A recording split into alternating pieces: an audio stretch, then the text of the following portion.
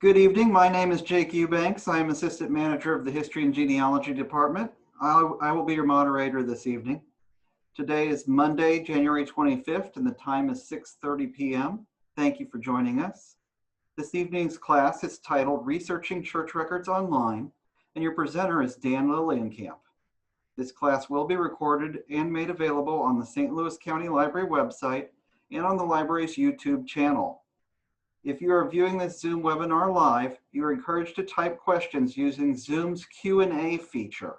I will answer questions at the end of the presentation. A link to the class handout was included in your email invite. We will now begin the class. Well, good evening, everybody, and welcome. As Jake said, my name is Dan Lillienkamp. I'm a reference specialist at History and Genealogy at St. Louis County Library. I've been working there for, I think, 12 years now, and I've been researching my own family in excess of 20 years.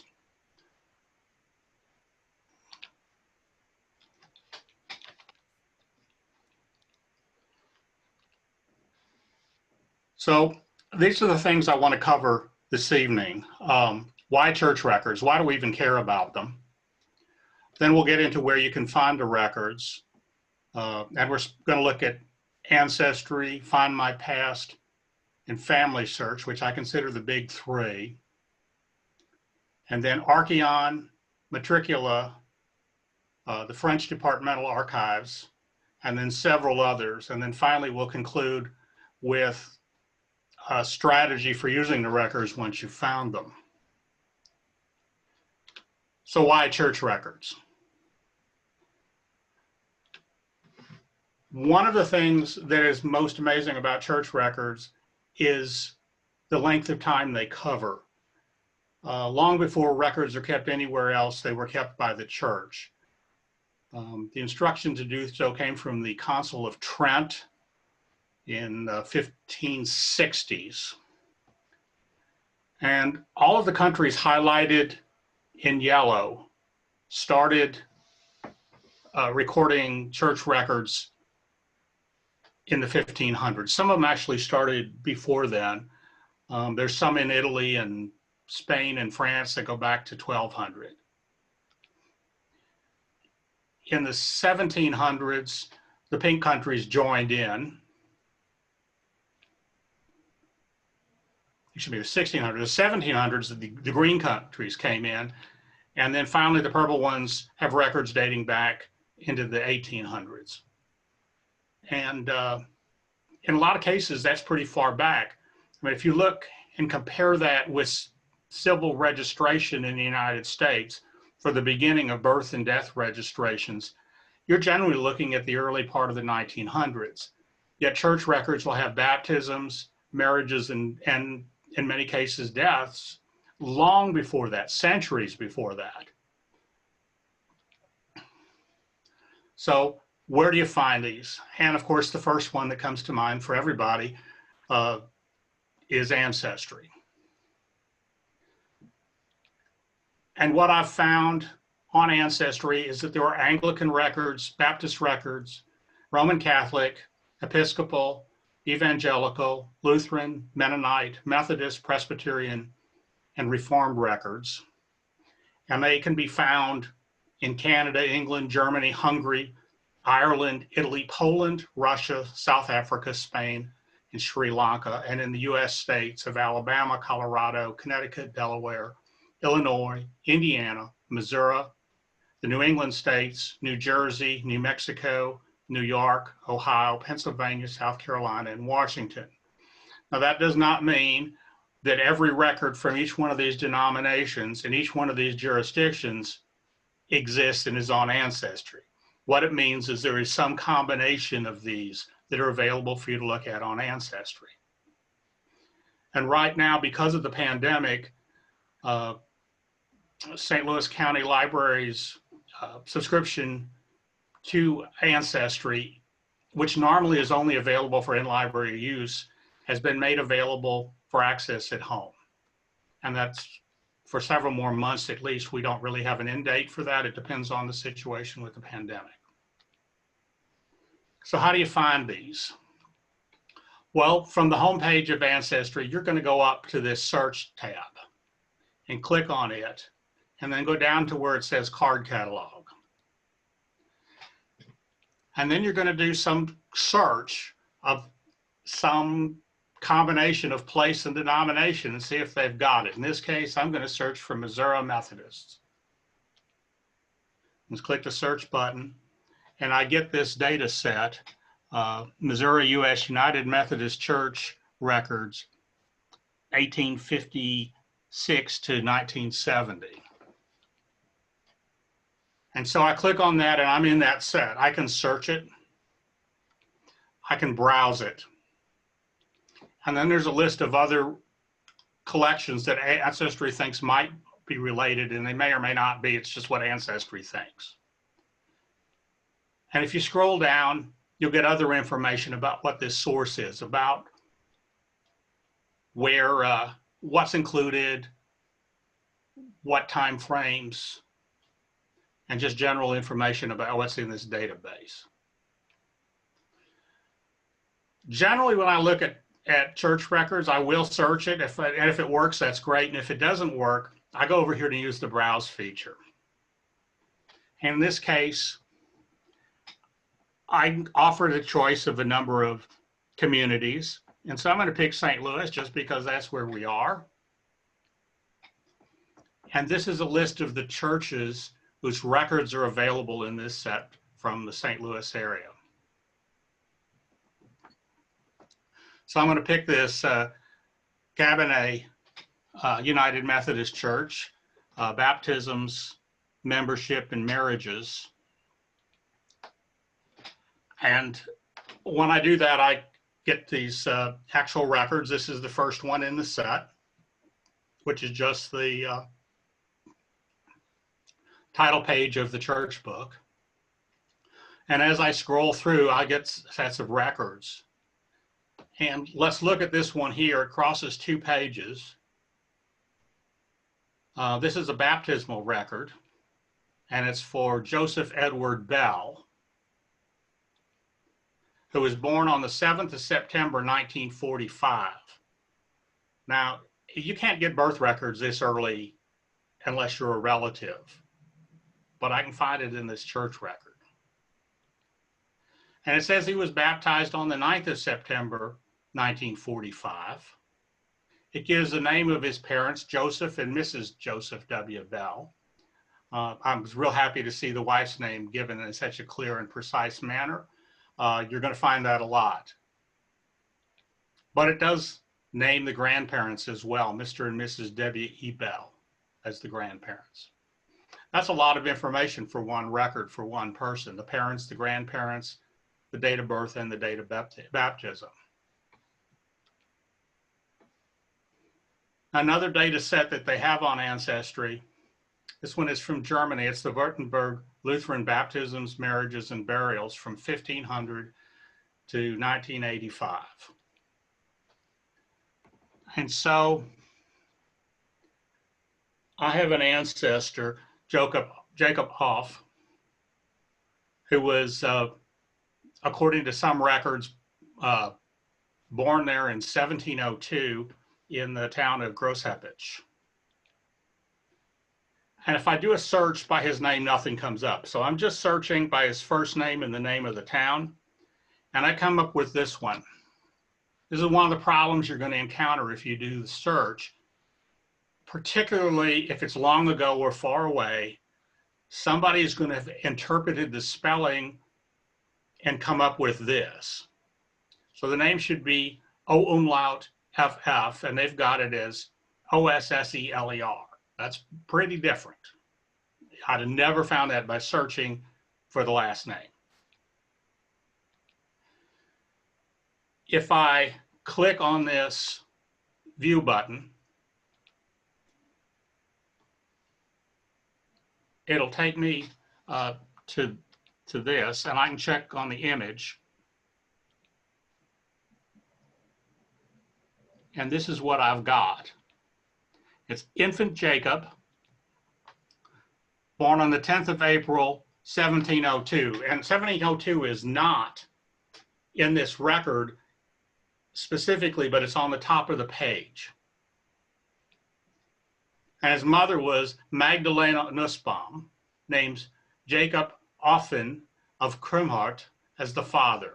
They married after the birth. So he was an illegitimate child, legitimated by the marriage of his parents after the fact. And it lists the names of the sponsors: Nicodemus Bauer, Jonas Schlipp, Maria Barbara, Jörg Leinhard Fischer's daughter. Don't know who these people are, but they probably didn't just get random people to go be baptismal sponsors. Usually they're family or close friends. So if you get stuck, look at the sponsors, see who they are, figure out who they are and how they're connected.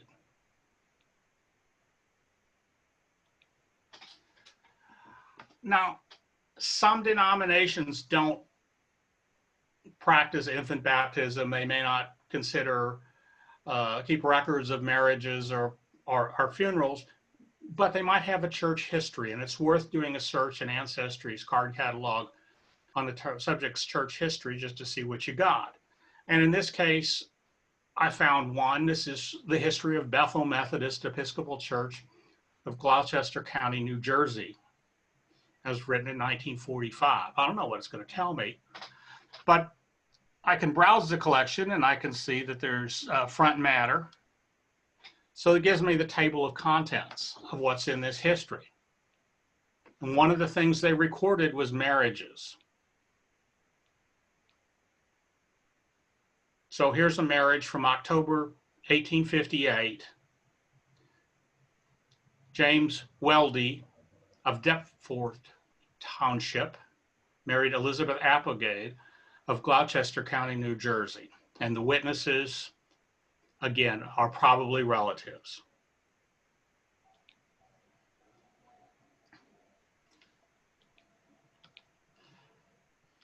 I don't know why this is doing that again. Baptisms. Here's a baptism that's included in this history. Lorenzo, son of George W. and Patience Williams, sprinkled, born Turnersville in 1859.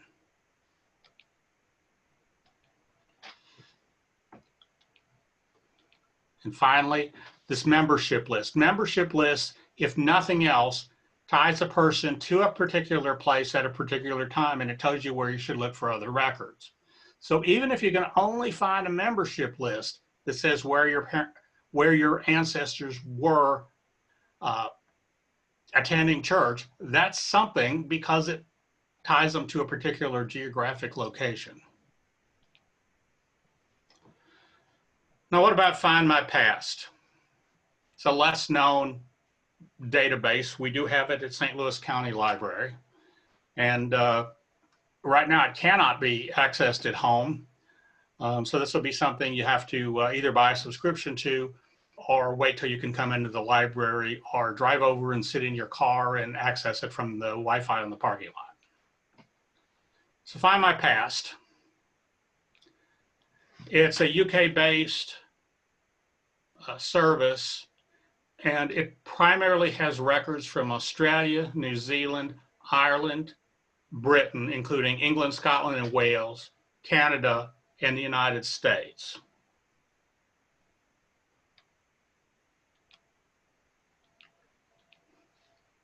And you can do a generalized search, but I wouldn't recommend it because there's too many records in there and the names are going to be too similar. What I would do instead is just hit that search button with nothing there. And that's going to tell you that there's 3,439,410,521 records on FindMyPast. That's really quite a lot. We're not going to search all of them. What we're going to do is look at this little button. It says all record sets. Click that, and then we can start picking things. This comes out as world, but if I click it, I can pick a particular area. So I'm going to start with Ireland. And so when I do that, then I get this list of data sets that are available for Ireland. Now, some of them I'm going to want to look at, and some of them I maybe already have, or I'm not interested because I know it's not the right place. Well, I can do a search up here for just church, and that's going to give me a list. And in fact, in my case, I'd be looking for Roman Catholic records, so I could probably just search for Roman, but it's got links for baptisms, marriages, and deaths. Or again, if you're just looking for Roman Catholic records, search for the word Roman, and you'll just get those. So let's look at the baptisms. Well, I'm going to look for Catherine Higgins, born in Limerick. So I put it for the first name in, and you notice the search button narrows it down. I've only got 5,176 people who are baptized in these Irish parish records with the first name Catherine. When I add the last name for Higgins, I'm down to 10 results. So that's enough for me to look at. I could narrow it down further, but why bother? I can look at 10 of them. So if I wanted to narrow it down further after I've got into this set, I can do that with this fields on the left side. But I'm not going to. I'm just going to look through these 10 records and see which one is the one I want. And I think it's this one. And that's Catherine Higgins, born 1823 in the parish of Ballybricken and Bohermore in County Limerick. And her father's Tim and her mother's Honora.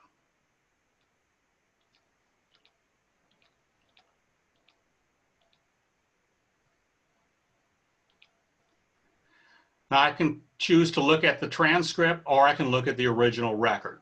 I'm going to start with the transcript. If I'm not sure if this is the right place, because I don't know what I in fact know going in what the mother's maiden name is, but it doesn't say on this index, but it might on the transcript. And if I can look at the transcript, it's a lot easier than hurting my eyes looking at the difficult to read record. So if I click on the record, this is what I get. And because of the way we make screenshots for PowerPoint, this is hard to read, but there's another way to get it, and that is just to print it out. And then I scanned it, so that's easier to read. And what this tells me is the information that I want to know. And also tons of other, what's the name of the diocese? Cashel of Emery, County Limerick. I know that's right. Tim Higgins is the father. Honora Murnane is the mother. That's the right mother. I'm pretty sure I'm on the right person. But now I can look at the actual record. This is what the actual record looks like. And she's the second one from the top on the left page side. So it's got the name of the townland that they lived in, Knockrow. It's Catherine, daughter of Timothy Higgins, a laborer, and Honora Murnane. And the sponsors were Matt Bryan and Mary Dwyer. Again, I don't know who those people are, but they probably didn't just go grab random people off the street and say, come here and be sponsors for be the godparents for my daughter. They knew who those people were. They're probably relatives, and it's going to take some more research that might lead me to additional information about the ancestry of Timothy and Honora.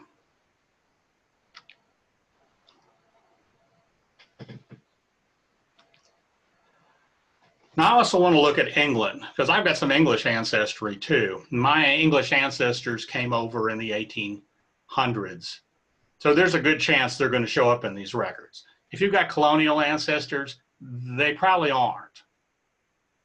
But if they came over after the creation of the United States, they might be. So what I've searched for is Yorkshire.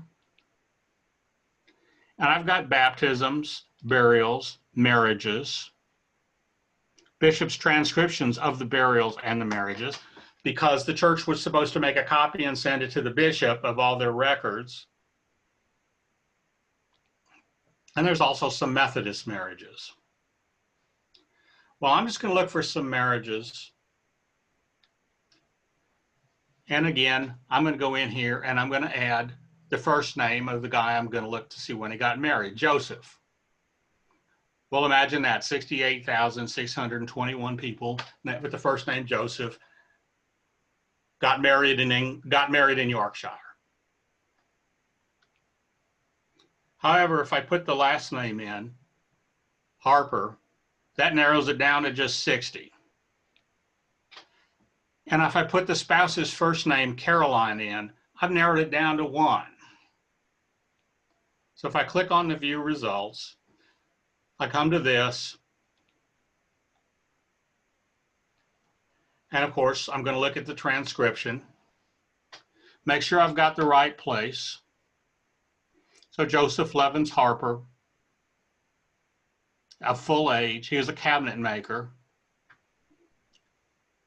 from Walker Gate, married in 1840, specifically on the 1st of August, at the Church of St. Mary in Beverly.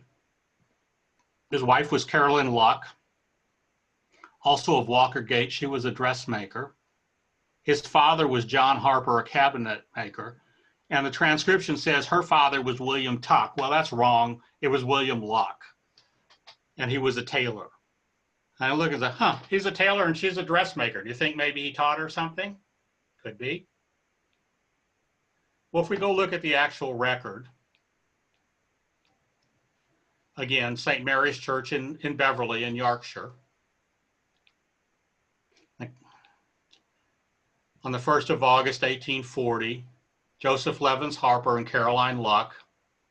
He was 20 years old, she was 19. He was a bachelor, she was a spinster. Spinster just met unmarried woman. Doesn't carry the connotations that it does now. He was a cabinet maker, she was a dressmaker. They're both from Walker's Gate. The names of their parents and the occupation of their fathers. And then their signatures. So I can actually get a copy of their signature because they were apparently literate. And the names of the witnesses. Again, probably close friends or family members. Now, what about the United States? Because a lot of us want to find church records here in the United States. Well, one of the things FindMyPast is trying to do is gather up parish records from Roman Catholic archdioceses and dioceses in the United States. And so there's quite a lot of them. So if I do a search by the word Roman, I can find that they have the records for the Archdiocese of Baltimore, Chicago, Cincinnati, New York, Philadelphia, and inexplicably some random records from Montague County, Missouri. Now, I've also learned that they have the records from the Diocese of Toledo, Ohio. It doesn't come up because when they named the database, they didn't call it the Roman Catholic Diocese of Toledo. They just called it the Diocese of Toledo. So check by the place name too, because it might be there even if you search Roman, but Roman's probably going to get you most of them. FamilySearch. If you're not familiar with FamilySearch already, you need to become acquainted with it. FamilySearch is the digital records of the Family History Library in Salt Lake City. It's free, and they have millions of records, probably billions. To use it, you need to either sign in or create an account. It's a free account. They won't come after you and try to convert you to the Church of Jesus Christ and Latter-day Saints if you make an account. They just want to make this information available to the world to the extent that they can. And so sign up, make an account if you don't already have one, they're free. Once you've signed in, you're going to want to come over to the Search tab. And when you click on that, you're going to get the opportunity to search for records, images, family trees, genealogy, catalog, books, and the research wiki. And all of those have their uses. But tonight we're going to talk about the catalog. Catalog is the best way to get into the records. It's not the only way, but it's the best way. So when I click this, I have the opportunity to search the catalog. And I can search by a place. I can search by a surname. I can search by titles of record sets. I can search by authors. I can search by a subject. I can search by keyword. I can search by a call number if I happen to know what that is by some process. And I can search for a film or fiche number.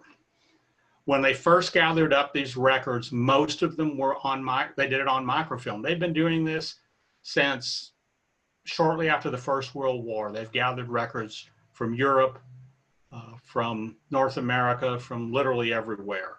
And they microfilmed them because that was the only way they could make copies of them back then. And pretty much until fairly recently, that was the only way they could make copies of them. Now they're going direct to digital. So they've got a film number or fiche number. Sometimes they aren't film or fiche. They might only have a digital number. We'll get into that in a minute. And the two most likely places that are useful places to search this is by a place and by a film or a fiche. We're going to start out looking at places. And what we're going to do is start typing. And we're looking for Monreale on Sicily. And we start typing it, and of course we get Montreal in a bunch of places that I didn't know it existed, and several other places I could scroll down. But when you see the one you want, just click on it. Well, I want this one that's in the Palermo province of Italy, which is on Sicily. So when I click it, it fills in the search bar for me, and then I just click search, and I can find out what's available from that place. So they've got civil registrations, and most of the time, if a European country's got civil registrations, they're great. It's a great place to start. But here they've also got the church records. And since we're talking about church records tonight, that's what we're going to look at. So I click on that.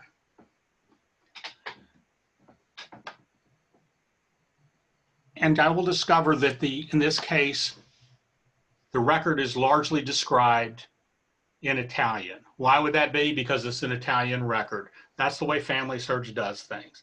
Fortunately, you don't need to know a lot of Italian to be able to figure out what registry ecclesiastica might mean. That's practically English. Registry, register, ecclesiastic, church. And if you look, it goes from 1514 to 1919.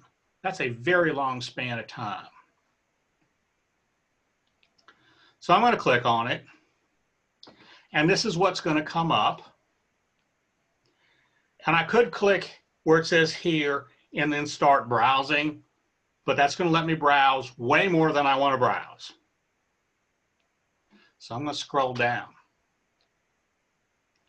And I'm going to learn a little bit more about this. It's Catholic registers, baptisms, marriages, burials, confirmations, parish census, and other documents. And I'm going to scroll down some more. And I'm going to get a list of what's on what roll of microfilm. And it continues way down. So this tells me what's on it. Is it baptisms, marriages, and what time frame? The column in orange is the film number. The DTS number is interesting. That's a relatively new thing because they started digitizing all of their microfilm holdings. And as I previously mentioned, they're going sometimes direct to digital. So it's some kind of digital number they need more numbers because it turns out the 7 digits of the film numbering system was insufficient for the amount of records they've got. And then finally, you've got an indication of what format the record is. So if you see the camera, it means it's digital. You can look at it. If you see a camera with a little key over it, it's digital, but you can't look at it at the place you're at. There's 4 different levels. There's what everybody can look at home. There's things that are available at a affiliated library, which History and Genealogy is. There's family history centers, and there's the Family History Library in Salt Lake City. And the different levels of permission have to do with what the agreements are with the people that own the original records, whether they can make them available or not, at least available to the world. If you want to, you can try. If you see the one with the key, send us an email and we can check to see if we can get into it. Maybe we can, maybe we can't. If not, do the same thing with one of the family history centers in St. Louis, see if they can get in. And if that doesn't work, you get to make a road trip to Salt Lake City. Oh, darn. Not everything has been digitized yet. So if you see the sign that looks like a microfilm reel, it means it has not been digitized. At one point, that was no big deal because we could just order those in and you could look at them on our microfilm machines, but they don't circulate them anymore because it got too expensive to make the copies of the films and mail them out, which is why they've gone to digitizing everything. So if you want to look at it and it's only on microfilm, you're going to have to go to Salt Lake City or find an affiliated library or a family history center that someone ordered the film in and they didn't send it back. We've not sent back any films that were ordered into us. Now, as I scroll down, I'm going to come to this one. Baptisms 1880 to 1906. And I'm going to look in this, hit the camera icon. And this is what's going to come up. And it looks like a roll of microfilm because that's what they filmed. And I'm going to pick one and try to find the one I want. In this case, this is the one I want. When I click on it, I can make it bigger. And this is a picture of the actual church book. And this is a baptism record for Antonia, daughter of Salvatore Pagnotta and Rosa Balsano. And she was born on the 10th of April, 1907, and baptized on the 16th of April of the same year. We can also see that she's a legitimate child. It names the sponsors. So a lot of good information. If Antonia was our ancestor, we could work our way back through these church records and figure out her family back as far as the records go. And in case you're wondering, this is what one from 1514 looks like. This is one of the earliest ones.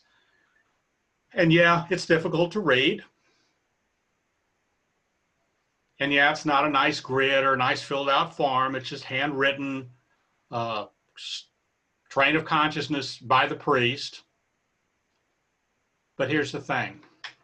By the time you work your way back through the family to 1514, you're going to have a pretty good understanding of how the priests in this parish recorded things.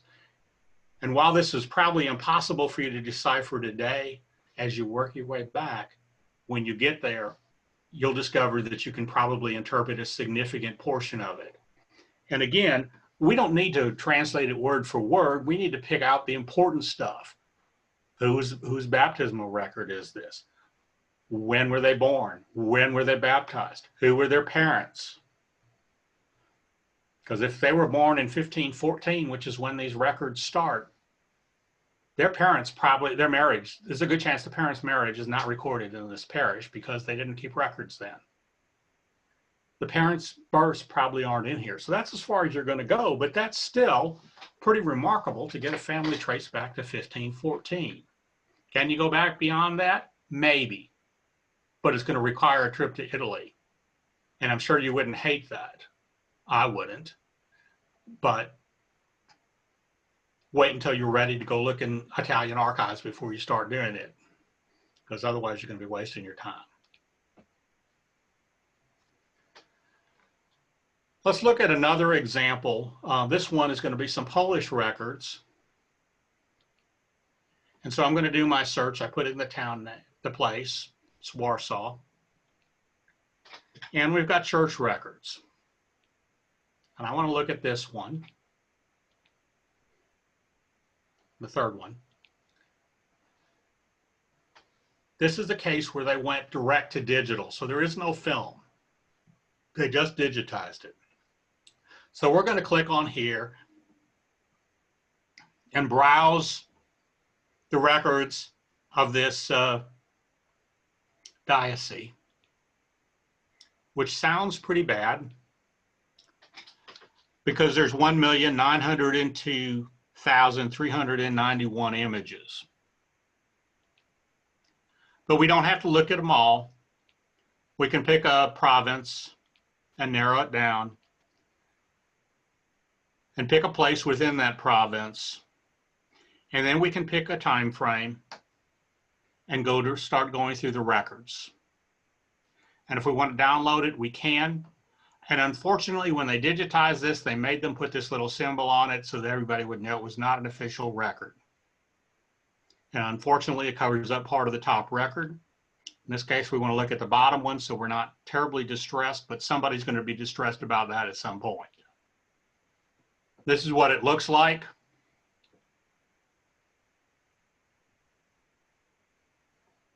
A lot of times these are written in Latin, but in this case, it's written in Polish. I don't know how to read Polish. But there are people in the universe that know how to read it. Find one of them and get them to help you. Now let's talk about St. Louis records. Because we are the St. Louis County Library, a lot of people signed up here probably are interested in finding St. Louis Parish records. And they're available. But if we try to go in by place, we run into two problems. And this is the first one. How did they spell St. Louis? Did they spell out Saint or not? Did they put a period after the T or not if they didn't spell out St. Louis? It could be either of them. In fact, I've seen it written all of these ways. Problem number two is this whole thing of St. Louis City versus St. Louis County. Those of us who live here have no trouble whatsoever understanding what the city is, what the county is. People that do not live here are completely baffled by it. And even people that are here can be a little baffled by it because sometimes you end up with things like the civil marriage records that are labeled St. Louis County records because they were St. Louis County records, but they were from the time when St. Louis City was part of St. Louis County and was the county seat. And so they're actually records that pertain to St. Louis City, but they're called St. Louis County records because it was St. Louis County at the time. And when the split happened, St. Louis City kept the records because most of the records in there were about people in the city, not people in the county. And St. Louis County started its own record keeping. It's crazy, it's frustrating, it's confusing, and if you don't live here, it's baffling. But that's another problem. And it's not just true of FamilySearch. You can see the exact same problems on Ancestry, and every other database that I've ever looked at has exactly the same problems. So we can't really do a search by place and have this work. But we can search by film number. And you're saying, oh great, we can search by film number. And where exactly are we going to get that? How on earth are we going to know what possible number that was randomly assigned by FamilySearch at some point in the past to a particular roll of film about a particular church in St. Louis? Well, I'm going to tell you. You're going to go to St. Louis County Library's website and go to History and Genealogy. And then you're going to go to this place where it says indexes and finding aids. And that's going to take you to all our indexes and finding aids listed alphabetical order. And you're going to scroll down and you're going to come to this one that says Catholic churches, and you're going to click on it. And then you get a number of options for Catholic churches. But if you want to look for the parish records, the first one is the one you want. It's Catholic church records held by the History and Genealogy Department. And so if we click on that, we come to this page.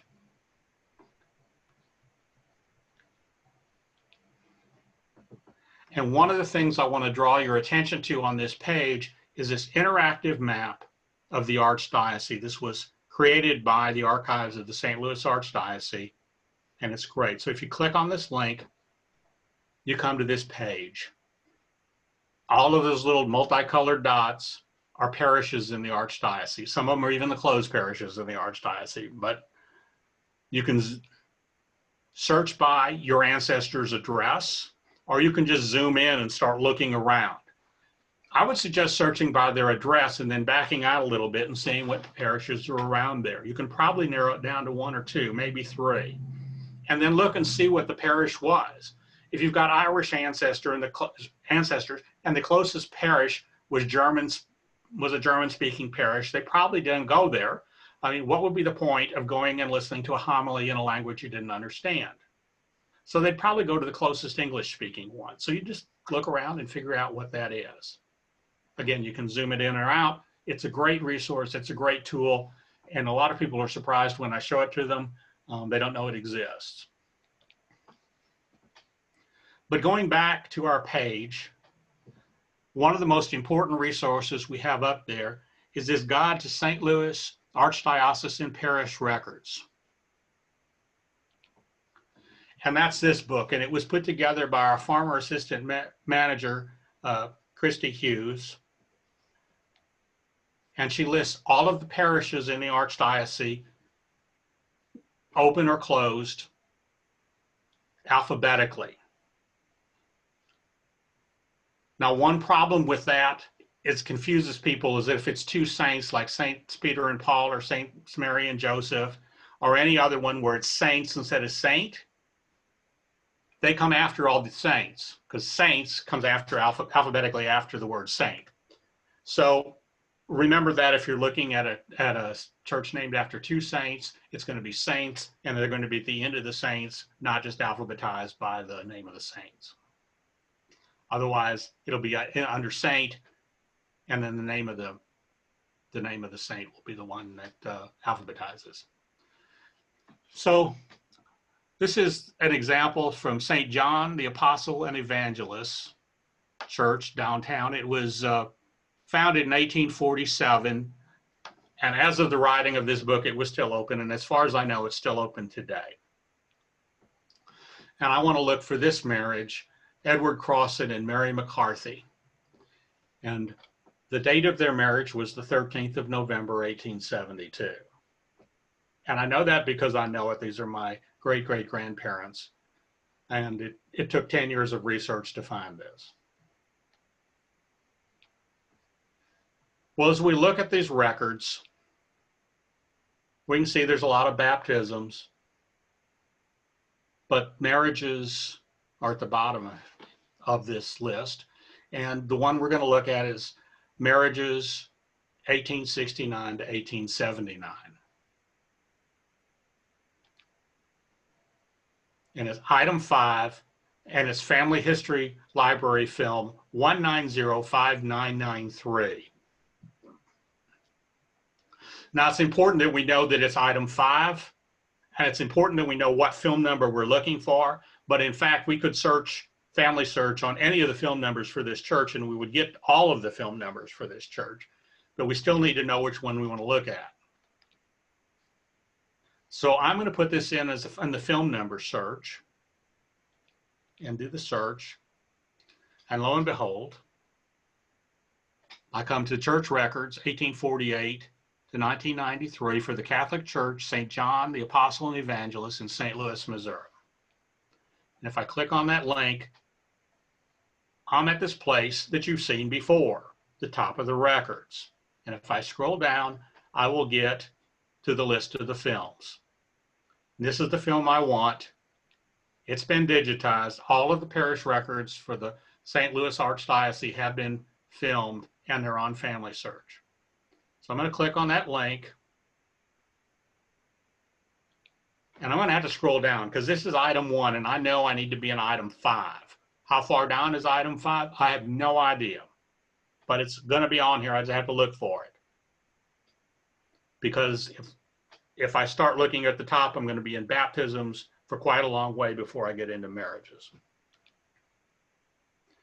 So eventually, as I scroll down, I'm going to find this target that says I'm beginning item 5. And then I'm going to look through these records and keep scrolling down until I found the one I want. And the only way I'm going to do that is by date. And click on one, see if I'm ahead of the day or behind the day, and click on another one. It's trial and error, but eventually you find it. And this is what it's going to come up with. But if I download it, I'll get the whole thing. And they're on the top here. And it says, on November the 13th, 1872, Edward, son of Charles Crossan and Kate Diver, and Mary, daughter of Jeremiah McCarthy and Kate Higgins. Now you know where that Catherine Higgins came from. And the witnesses were William O'Hare and Bridget McCarthy. Well, I have no idea who William O'Hare is, but Bridget McCarthy is the bride's sister. So finding this gave a clue to one of her siblings that also apparently came to St. Louis. It gave the name of her parents and of his parents, which we didn't know. This was a 10-year research breakthrough that once we found out when they got married and where, we were able to move on to our next problem.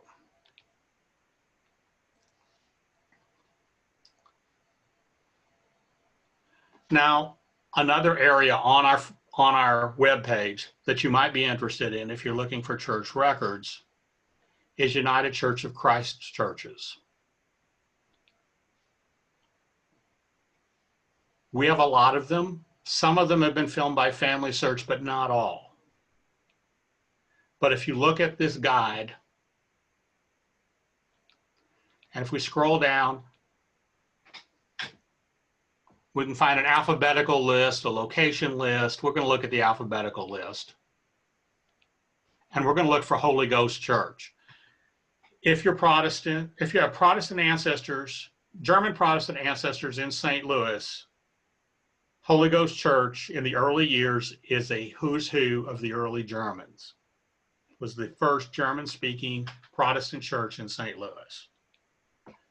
So we're going to click on this link for F to J churches. And then way down here at the bottom is Holy Ghost. Click on that link, and we get information about the church, its locations over time, just all sorts of information about the parish. And then finally, we get into the records. And we've got Ministerial Act. All right. In the Catholic churches, they were sacraments. In the Protestant churches, the Ministerial Act. What's the difference? The name and how they're interpreted by the denomination. The years in question, the FamilySearch roll number, and the item number. We need to know the item or the roll number that we want, but in this case, we can just pick any of these numbers. It doesn't matter because they're all going to take us to the Holy Ghost records, and there's a lot of them on there. We're just going to pick one. And so we're going to pick 1053025. Excuse me, 1503025. And type that in as the film number and click search. And another evangelical church is in the very first film. So we're just going to click on the second one. And we're going to scroll down. And we're going to look for the marriage of Heinrich Horstmann and Elizabeth Thiesing. and they were married on the 10th of June, 1858.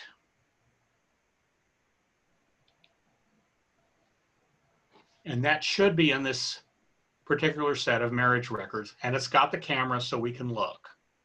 So again, we're going to go to the film, and we're just going to navigate around until we find it. And we're going to look at this whole record, and there it is.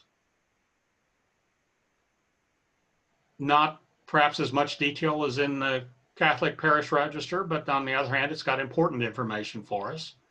So we've got the date of the marriage, 10th of January, 1858. Heinrich Horstmann of Ufflin in Hanover, and Elizabeth Thiesing, widow Wubold, from Bramsche in Hanover. So we've got towns where both of them were from this record. This means we know where they came from. We can go back and start looking at the records in Germany if they've been filmed or digitized. Speaking of Germany, let's talk about another database called Archeon. This is a subscription database. History and Genealogy has a subscription to this, but you have to use it in the library because we have to type in a password. And we can't just go out on the parking lot and type it into your computer. How much fun that would be? Yeah, they'd get mad at us. So Archeon is working with German Protestant archives to digitize their parish records.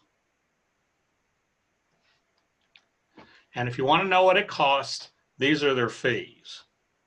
For 1 month, it's 19.90 euros. For 3 months, it's 52.20.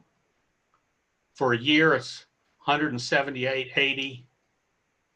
And the last one is kind of interesting to me. It's 20 days, but it's not 20 consecutive days. It's 20 days over the course of a year from the day you sign up for it. So you can be on for a day and then not go on it for 3 weeks and then go on it again and continue your research.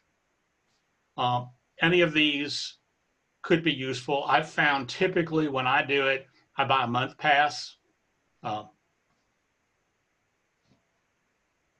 But I've got my ducks in a row, so I know what I'm going to look for, and then set out time during that month that I'm going to be on there and use it heavily.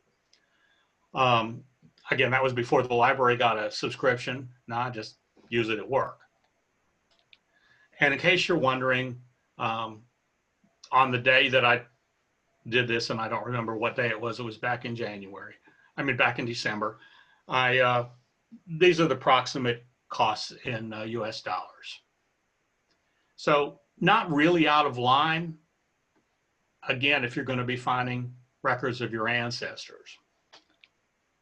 But before you do that, I would strongly suggest that you browse and see what they've got, because there's no point in paying them any money if the records for your ancestral town are not on there yet.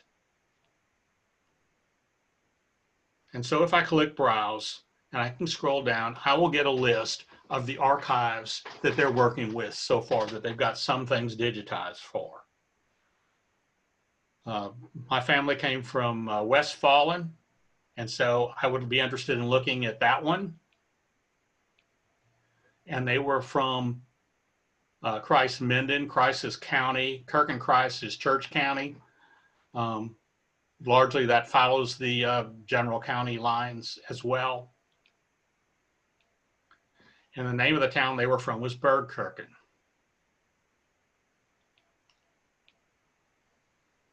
And I want to look for a baptism between 1820 and 1844. And that tells me it's going to be in volume 7, and they've digitized it. If it's green on this side, it's digitized.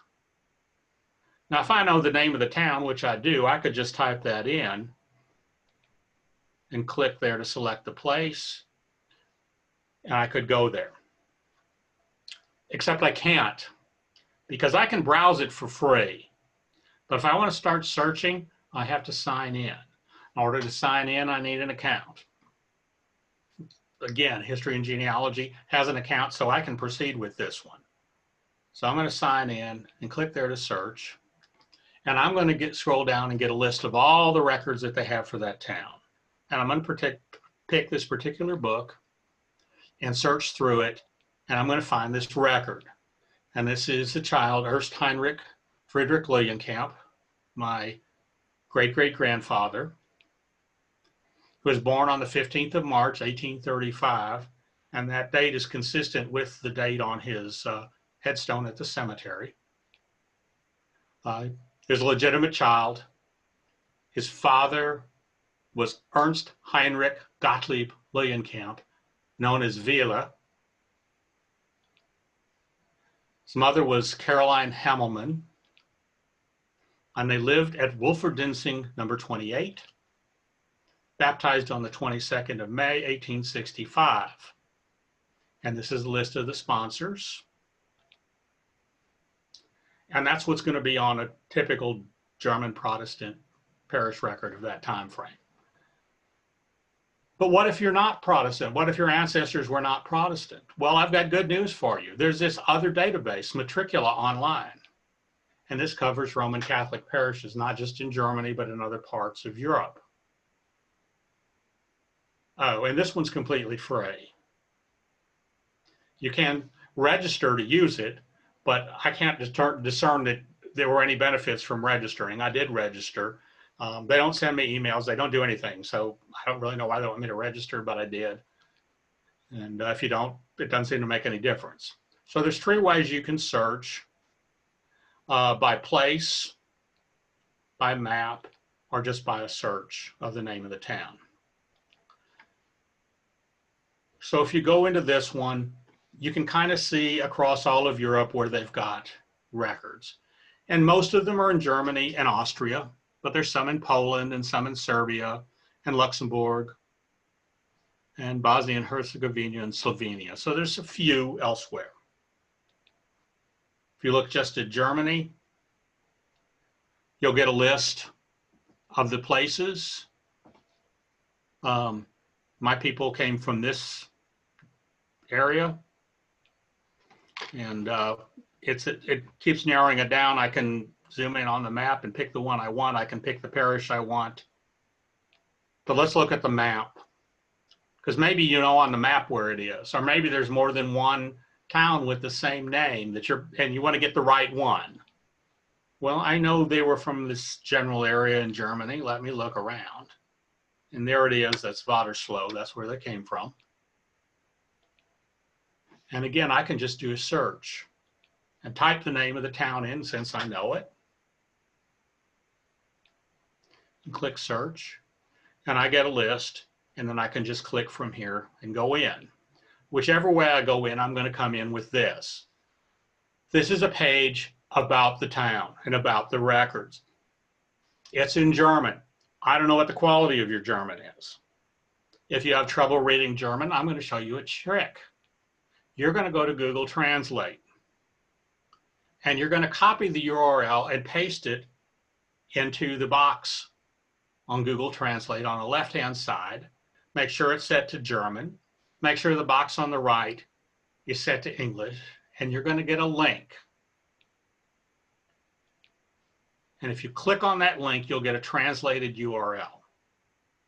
You'll get a translated page. Now, this is done by Google Translate, and that's not the perfect translator of any language, but it's a reasonable translator of language. So sometimes you will discover things like if I put in Bergkirchen, I will translate it as mountain churches, which is literally what the town name means, rather than recognizing it as a place. But this tells me a lot of information about the town. And if I go back to the German side, I can click on this map and get a detailed map on Google Maps of exactly where this is. And more interestingly, I can click on this other map, and this is the historical map of the town from the 19th century. So this is what the layout of the place looked like when my ancestors left. And if I scroll down, I got a list of the records. So this gives me information about that particular, what's on that particular set, and access to the digital records. So if I look at this one, it's a register type, Taufen, that's baptism. Date range beginning January the 1st, 1836, ending 31st of December, 1865. If I click on that little camera, I'll come to this page. And it's digital copies of the actual church book. And if I just have to select the page, and the only way I can do that is scroll down and look for the one I'm looking for, which is here. So we've got a child named Maria Gertrude, born on 16 June, and it doesn't say in the records 1849, but it does say it at the top of the page at 11 a.m. She's a legitimate child. Her father was Bernard Holtgrave, and her mother was Maria Bonhoff. She was baptized on the 18th of June, 1849. And these are her sponsors.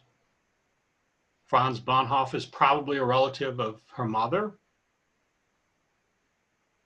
Don't know who the Maria Gertrude Wormsberg is. Well, what if you have French ancestors? Well, it depends on when they got here. The French archives are awesome,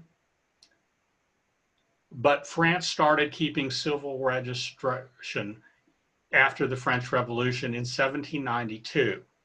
So any records that the archives have digitized after 1792 are going to be the civil records. Now, that's not a bad thing. They contain, the French civil records contains every bit as much information as a baptismal record or a marriage record or a death record, that it was just kept by the state instead of the church. So if you're looking for relatively recent French immigrants, that's where you're going to have to research. However, not all of us have French ancestry that came over after 1792. If you've got records, if you've got ancestry that came in through Quebec, maybe Louisiana, it's entirely possible that your ancestors were baptized or married or both in France before 1792. So you'd have to work your way back through Louisiana church records, through Quebec church records to get to a place. And then you can access the French archives. Again, they're awesome. But one other thing about the French archives that people need to understand is there's not one central archive for the entire country. Each department in France maintains its own archive. So I've got some Quebec ancestry. This is Jete's book. Any number of them will give you the name of the town. The nice thing about Jete is he will name what department it is, and he's usually right. I've never encountered him being wrong, but that doesn't mean he was never wrong, so I'm saying usually. So I'm looking at this family group of Francois Bellinger, and he was married on the 12th of July, 1637 in Quebec, and his wife was Marie Guillaume. And it says she's the daughter of Jean Guillaume and Mathurin Robin. And the only information it gives about her here is that she was buried on the 1st of September, 1696 in Calpignes in Quebec. But if I look under her parents' record, she's listed there as well. And it gives a little more detail. She was baptized on the 18th of March, 1624 in Saint Jean de Mortagne, had married Francois Bellinger in 1637. It also says her father, Jean, was the son of Jacques and Marie Huet, and he was baptized on the 18th of September, 1592 at Saint-Aubin de Trèves. And he was married at Saint-Jean de Mortagne in the diocese, either Chartres or Cise. Could have been either one because it's kind of on the border. And his wife was Martherine Robin, probably the daughter of Eustache Robin and Madeleine Avrard. And according to Jatte, this place is in the department of Orne. That's this yellow one up here, circled by the black circle. So we need to search for the French archives. And we're just going to search this in English because it works just fine. We're going to say Department Archives Orne. And we're going to get the usual typical Google search results. And we click on the link and we get to this web page. Well, my French is really not that great, so I'm going to do my trick with Google Translate and let them translate the web page. And so suddenly I can look at this. Again, Google Translate is not the perfect translation, but it's decent. And it's certainly better than none. And so I can look around and see what's here. And I can see that there's civil status records. And in fact, I come here and I get a list of parishes. Well, I'm going to look under Mortain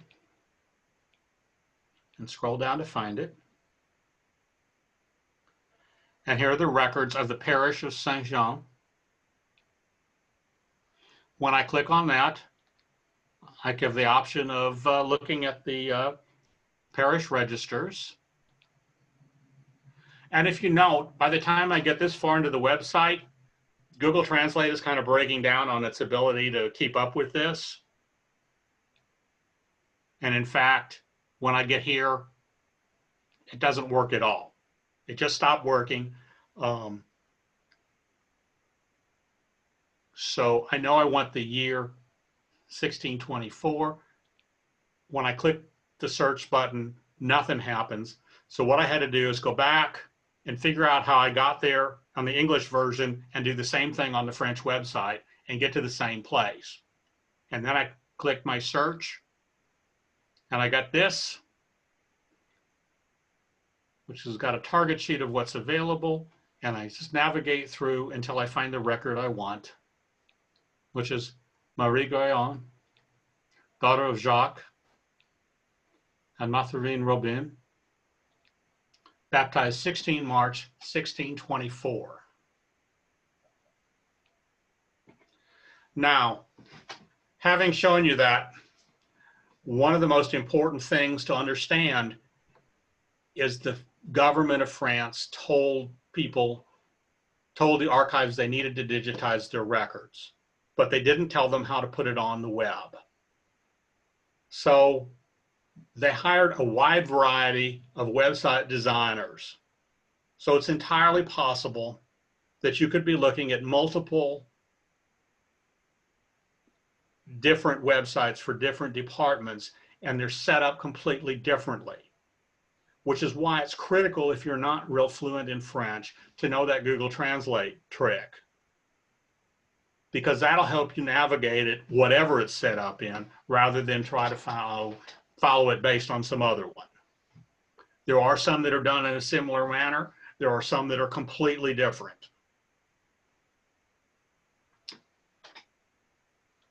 Now we're into the other. And this has got some really interesting things, I think. Some genealogical societies have information on the website. St. Louis Genealogical Society is one of them, and I'm happy to say I'm a member of this society, so I'm able to access this. If you want to access it, you'll need to be a member. And so I'm going to go to the research and then pick congregations and then pick the congregation index. And this gives me an alphabetical list of a range of names. I'm just going to pick A to B. And this is all the churches that they know of and the approximate dates. And if we scroll down, we'll get more of them. And I'm going to look at these records for Berea Lutheran Church. It's a Lutheran Church, Missouri Synod. It's a closed parish, closed in 2008, and it was up in Riverview. And when I click on the link, I get this page about the parish. It's got a picture. And it's got this information, and this is important. St. Louis Genealogical Society is following state guidelines for privacy whenever possible. First baptisms online must be at least 100 years old. Confirmations 86 years old. Marriages 45 years old, and deaths 50 years old. Additional data from these records is available. Please come to the St. Louis Genealogical Society office to view it. As privacy limits permit, the Society volunteers will post additional data online. And so this is what's available for this particular congregation at the present time. And as they say, they will change as it becomes feasible to add more. Well, I want to look at death records from 1929 to 1970. And when I click on that, I get this lovely index. And I'm just going to pick this one. And when I hit the scan link, I come here. I just have to find them on the page. So we've got John Henry Adams, born on the 30th of November, 1928. Died on the 1st of January, 1939. Buried on the 4th of January, 1939. Cause of death was diphtheria. The sermon text preached at the funeral service was Isaiah 45, verse 15. And he was survived by his parents and 2 sisters. So it's always sad to see a child die, but it's always good to have the record of it.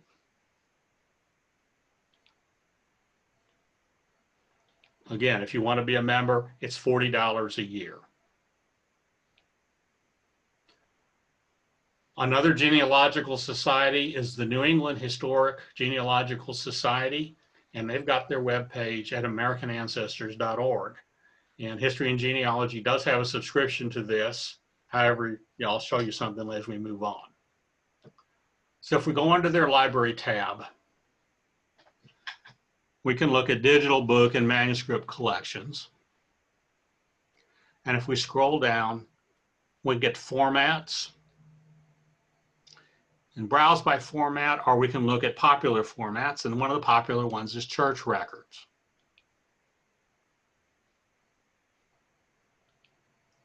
So once we click on that, we come here and we have to click on church records again. I didn't design the website, but that's the way it works. And you'll get a list of the churches. So we'll look at this first one and try to get into it, the records of First Baptist Church of Hollis, Maine.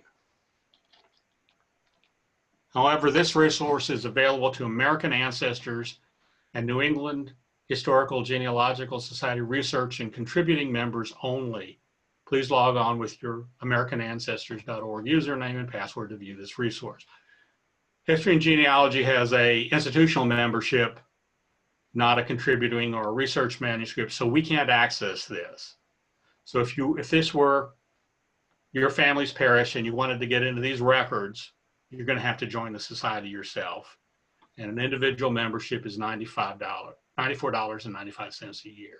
Or you can join as a friend if I've got money laying around you don't know what to do with. New York Genealogical and Biographical Society is another one.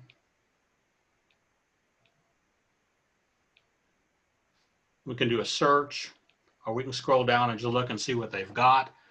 So, Albany County Cemetery records. And actually, we'll look at the county religious records. So these are transcribed genealogy records from churches in Albany County, New York. Most volumes are searchable, but 2 are image browse only. The collection page contains a complete list of all churches available, including the waypoint links to view the images from each church. So if we click on the link, we come here and we can see that a list of the churches and what records they have. But this is another one. If your family is from this area and they were Lutheran and you want to look at these records, you're going to have to join, and that's a $77 annual membership. Again, if you don't have family there, it'd be a foolish waste of money. If this is exactly where your family lived and you want access to the record, it could be way cheaper than, say, driving to New York. There are some other websites besides genealogical societies. This one is the National Library of Ireland. And they have all the parish records from the Roman Catholic parishes in Ireland digitized and available for free from the public. These records are searchable on FindMyPast, as we've already seen. They're also searchable on Ancestry. But sometimes it's nice to just be able to browse. If you're not sure of the particular parish, you can go browse a few of them. Well, you get into their Catholic parish registers and you get this, and if you scroll down, you'll get a map showing the 4 provinces of Ireland.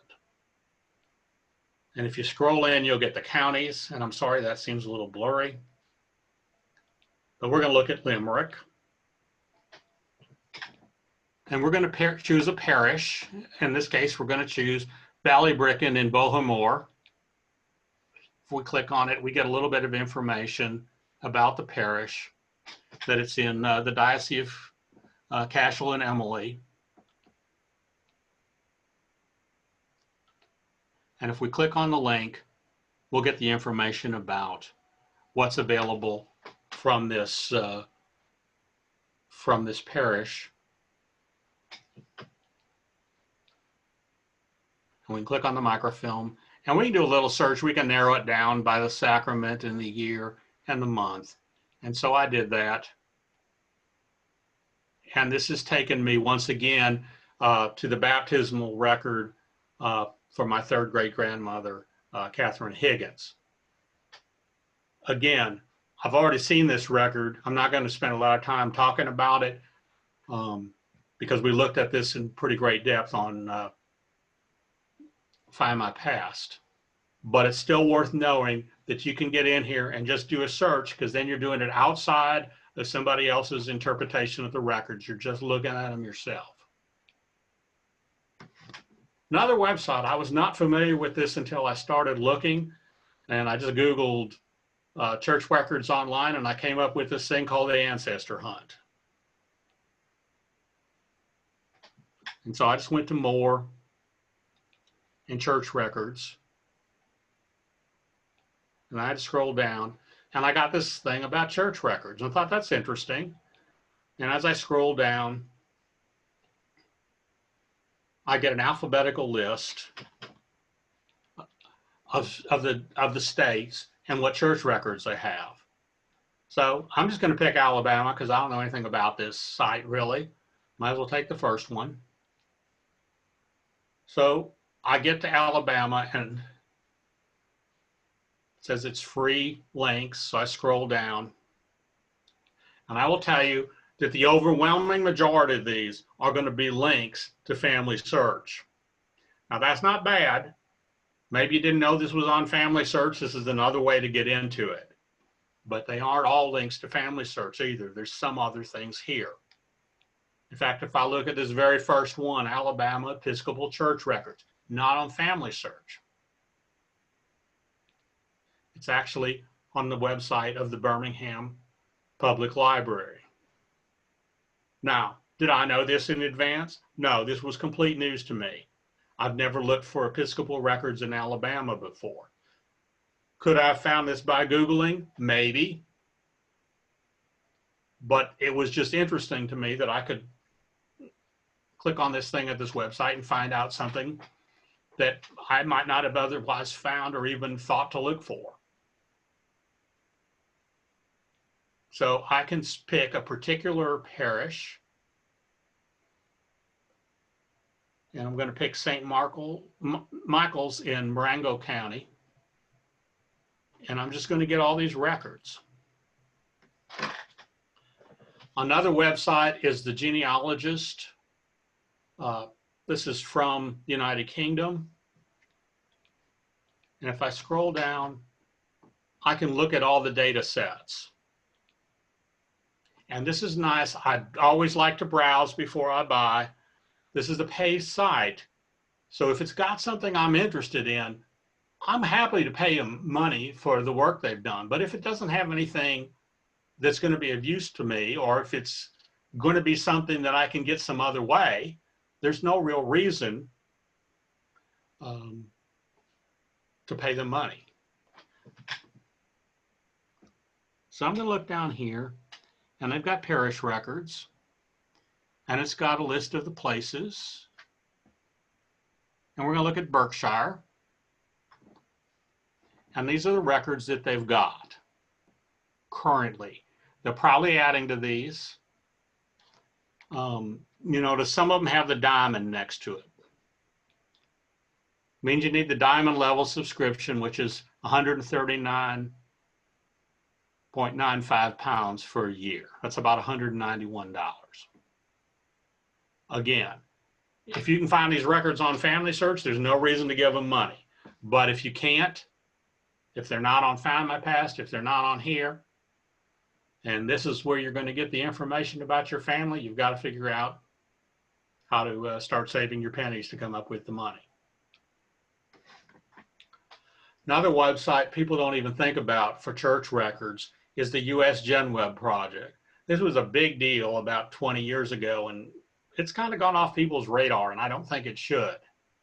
This is a completely volunteer site. And you can pick an individual state. In this case, we're going to pick Kentucky. And that'll take us to the Kentucky GenWeb page. And if we look under the counties, we can pick them alphabetically from a table, or we can go to a map. I like to go to the map because I just like maps. And so I want to go to Trigg County, Kentucky, and see what they've got. And so this is the landing page for Trigg County. And if I scroll down, one of the things I've got is the Donaldson Creek Baptist Church membership roll. If that's where my people went to church, it'd be interesting to see if they're on the membership list. And so I click on that link, and I've got a list. It's a typed out transcription of all the membership list. Quite useful if that's your family, because it ties them to a particular place at a particular time. Another place people often don't realize has digital records available is the webpage of the Archdiocese of New Orleans. Now, this is going to be important if your family was from New Orleans, but otherwise probably not. But maybe they passed through there on their way to St. Louis, and they might have had some act done at one of the parishes there. Well, there's a set of books that they've published on the sacramental records.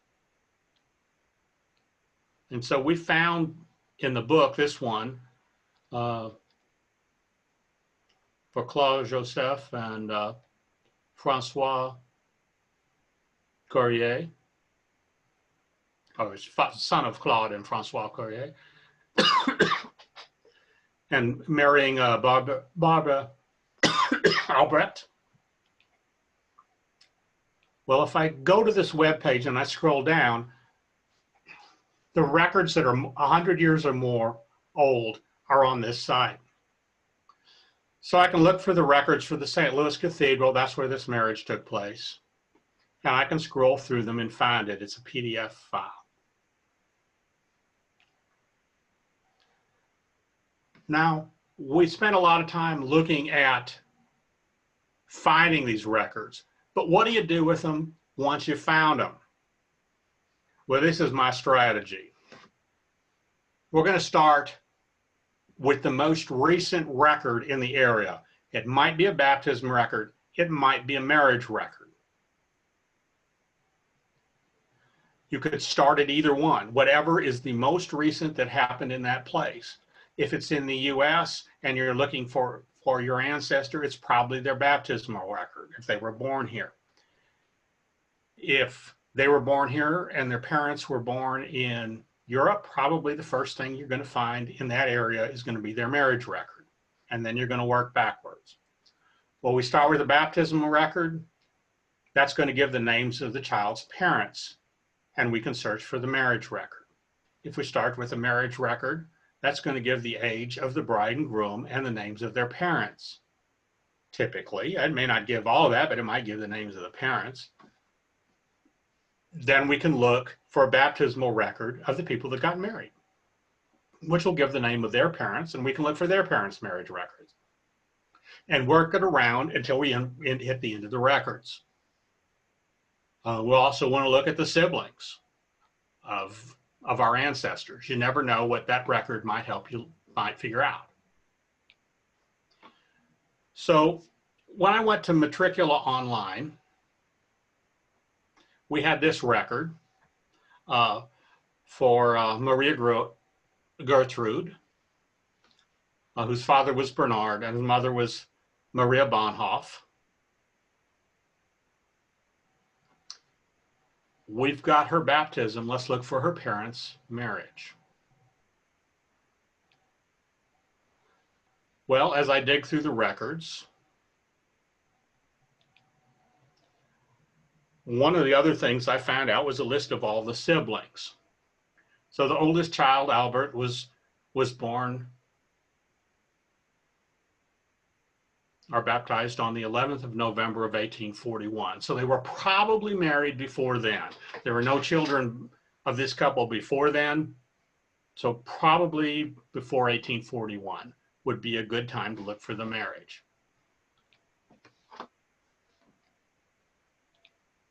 So I'm going to go searching through the records. And lo and behold, I found it. There's Bernard Holdgrave. And you notice the spelling is different, yeah, because they didn't spell things consistently. Don't let that freak you out. He was 24, and he was from a place called Bentfield in Boak Parish. So that's another parish. So probably his baptism is going to be the first thing I find in that parish when I go looking, because I don't know who his parents are at this point. Anna Maria Bonhoff, age 26. The daughter of Wilhelm Bonhoff. And they were married on the 16th of February, 1841.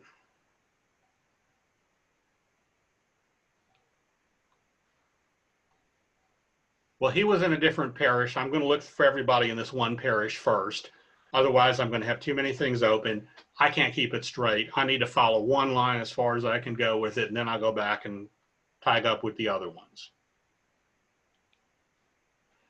So I found this record for Anna Maria Bonhoff, born on the 26th of August, 1819. That fits with her age. Baptized on the 27th of August, 1819. And her father was Wilhelm. And her mother was Elizabeth, née Korff. So let's look for their marriage. Well, I found this one, Theodor Wilhelm Bonhoff. Probably went by Wilhelm, so that's why it's in the other record. And Anna Maria Elizabeth Korff.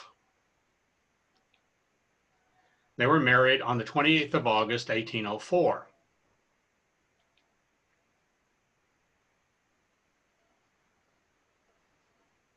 And her father was Johann Heinrich Korff, née Hagemann. And you notice these little writings that are kind of faint, look like they're in a different hand underneath these records for Theodor Wilhelm and Anna Maria Elizabeth. Look for that kind of stuff, because that could be a clue. Somebody after the fact went in and wrote dates there. It was probably the priest, because he's the only one that would have had access to the book, and it's probably other dates in their lives. But we're going to keep going back And we're going to find a baptism record for Theodor Wilhelm and his father, Johann Bernard Ossenkemper and Elizabeth Bonhoff. And he was baptized on the 30th of June, 1776. And this information was further up the page than this record. But look, one of those dates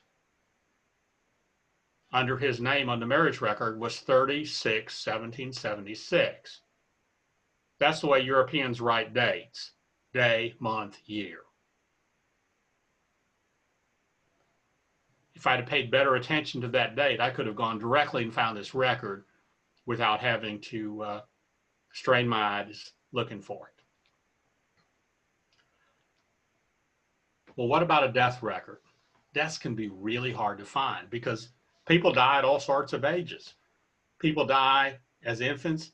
People die in their late 20s, in their 30s, in their 40s. Some people live to be 100. Some people live beyond that. People can die at any time, so they're hard to find. If you're lucky, you'll find an index of deaths, as in this case. So this is Wilhelm Bonhoeff's death. And we know it's 1851, and it's going to be on page 16. That was so thoughtful of them to give us all this information in the index. If you can find an index to these church records, it's awesome because it really will save you a lot of time. And there's the record. Wilhelm Bonhoff died the 19th of March, 1851, buried on the 22nd of March, 1851. All right, so the priest really messed this one off because he's got him dying on the 12th of March, 1851. It's close. He just messed it up. It would have still gotten us in the ballpark. We'd still found it. We could look at the other death records and just keep working back until we have no more records left. Church records are amazing. You can find them from all over the world for all different denominations. They're a great source for information about our families. And I strongly encourage you to make use of them, especially now that so many of them have been digitized and are available for us to look at home. So thank you. This concludes the PowerPoint. If we have any questions, I think we're ready for that. All right, Dan, we've got a number of questions this evening. The first question, how did World War II affect records in affected countries? Well, how did World War II affect records? As a general rule, war has never been good for record keeping. Buildings tend to get burned or otherwise destroyed, and they house the records. There was definitely a lot of loss of the actual records. However, there are known cases where FamilySearch came and filmed the records between the two world wars, and then the records were subsequently lost, and the only records that are available are the ones at the Family History Library that they're making available to us. In fact, often they've provided copies back for the original parish back in Germany or elsewhere in Europe that lost the records. So fortunately for the timing for World War II, particularly in Western Europe, the records were largely filmed before then. And quite honestly, in a lot of Eastern Europe, the Polish records survived. You know, there's always individual places where the records are lost, but surprisingly, between either the filming or the good stewardship and hiding them away, when the area was being bombed, a lot of them, probably most of them, survived. Next question. How did you know that the St. Louis Catholic Church was St. John the Apostle? The way I would normally know it is I would look in the civil marriage record and see who married the couple. And the civil marriage record, after the marriage, what was supposed to happen is the priest or the pastor or the justice of the peace was supposed to go down and record the marriage. This is before marriage licenses. If it's after marriage licenses came into existence, the process would still be essentially the same, except they're more likely to exist. From the civil record, it usually gives at least the name of the officiant of the marriage. And we have records. We've got a list on our website, I believe, of the Catholic priests and what parishes they served at various times. We've also got another list of pastors and priests that we found in other sources which gives dates and say where they served. Using that, we can generally narrow it down to one or more parish. In this particular case, that didn't work because the priest didn't record them in the civil record. He recorded the couple that was married immediately before them and after them, so I think he just skipped over them when he was doing the recording. And that caused us a number of problems in our research. Ultimately, we discovered that the couple had divorced, and the divorce gave the I don't remember if it gave the specific date of marriage or if it just said November of 1872 in St. Louis. And so then we went to the city directory and figured out where they would have lived approximately around that time, one or the other of them, which was hard because we didn't know the names of either of their parents. But we were able to narrow it down to about 4 different parishes, and then I just looked at them all until I found it. Where in Ancestry can I find the National Library of Ireland records? I would go to the card catalog and just search for Ireland Roman Catholic.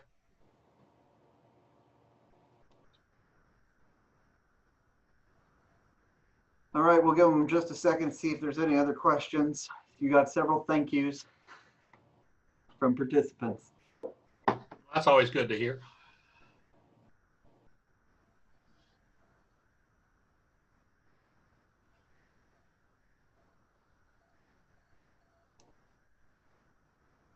All right, looks good. Well, thank you everyone for joining us today. We hope you enjoyed the class and found the information to be useful. If you have any further questions or comments about this lecture, please feel free to contact History and Genealogy at 314-994-3300 or by email at genealogy@slcl.org. If you are watching this live, I remind you that this class has been recorded and will be made available on the library's website at slcl.org/genealogy and the library's YouTube channel. If you are watching this on YouTube, we invite you to like this video and post a comment below. This ends the Zoom session. Have a good evening.